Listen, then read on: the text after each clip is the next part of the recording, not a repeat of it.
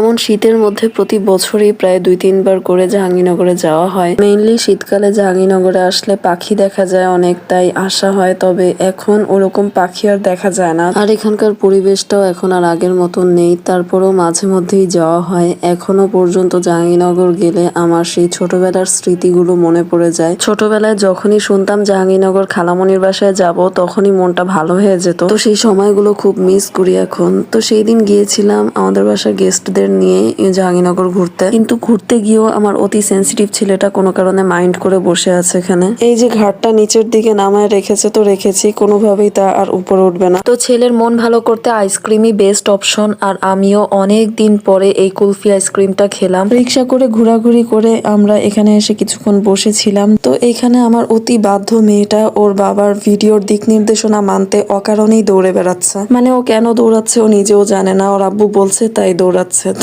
তো তখন অলরেডি সন্ধ্যা হয়ে যাচ্ছিল, আর আমরা তখন আসর নামাজ পড়তে পারি নাই, তাই মসজিদে ঢুকে গেছিলাম। সাদমান তো মসজিদে ঢুকেও দুষ্টুমি করছিল। আমি নামাজ শেষ করে দেখি সাদমান বাইরে চলে যাচ্ছে, তো আবার ডাক দেওয়ার সাথে সাথেই চলে আসে। আর এদিকে ওর আব্বুরও নামাজ শেষ হয়ে যায়, তো আমরা নামাজ শেষ করেই বের হয়ে যাই। এখানে ভার্সিটিরই কিছু মেয়ে সাদমানের চোখ দেখে খুব আদর করার চেষ্টা করছিল সাদমানকে, কিন্তু আমার ছেলে তো খুবই লাজুক। বাহিরের কোনো মানুষ তার দিকে তাকালে বা তাকে আদর করতে চাইলেই হইল, কি যে লজ্জা পায়।